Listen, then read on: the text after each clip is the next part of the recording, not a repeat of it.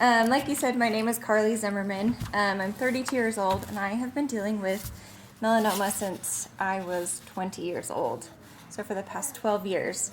I'm terrible at speaking, so I'm going to read a lot of things, and I apologize, just to keep myself on track and not getting too emotional. So my cancer journey, like I said, started in March of 2011, the day before my 21st birthday. I was taken back immediately for surgery, and it was confirmed later that week that it was metastatic melanoma. It was at that time, it was stage 1, and so we only had to do multiple surgeries at that point, and they believed that I was clear. In January of 2014, it came back in my lymph nodes. It was in my axilla and my clavicle. And I found myself up at Huntsman Cancer Institute with stage 3C metastatic malignant melanoma. I was given the treatment options and told to talk about them and discuss what was going to be the best for me. There was traditional chemo, there was surgery, or a clinical trial that they didn't know much about the medicines. None of the options had really any great outcomes. And after a lot of thought and prayer, I came to the decision to do the clinical trial.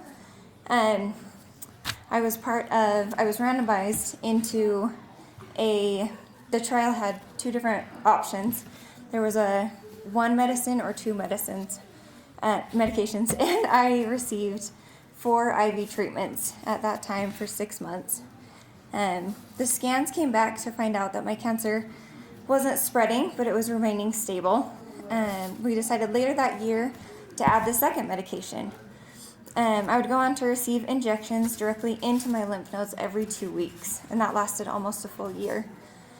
After that treatment, scans had shown a significant decrease in the size of my lymph nodes, and I was eventually considered a complete response. We moved scans to every 3 months, eventually 6 months, and then at 5 years, they say that the chance of melanoma returning decreases significantly. But at 4 years and 11 months, it had come back a 3rd time. We didn't have very many options at that point.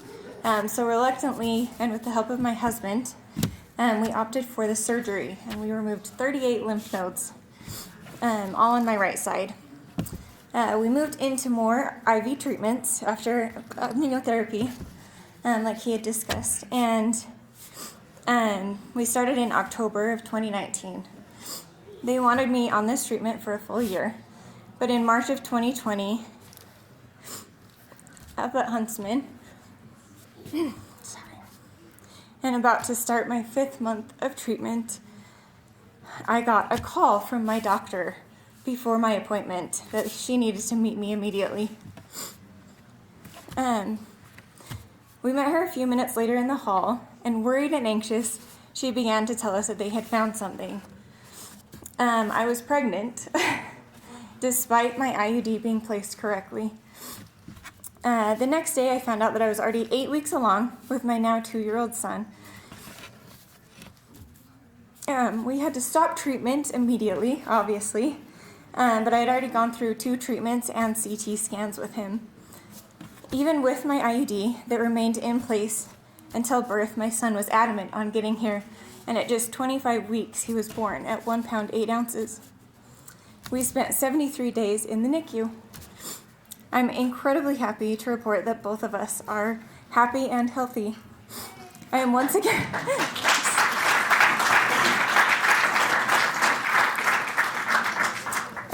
I am considered cancer-free and have moved to 6-month scans yet again.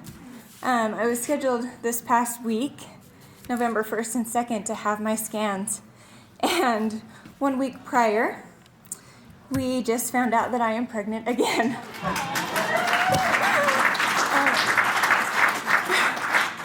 On another form of birth control.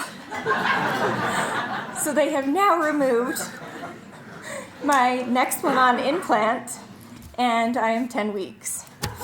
I've always said someone is in charge of the plans in my life, but it certainly isn't me. And that continues to be true. But I'm so grateful to be here today, and as anxious as I have been leading up to this, I'm really grateful to share this with you guys and just stand up here and speak. It means a lot to me. So thank you for allowing me to be here and share my story.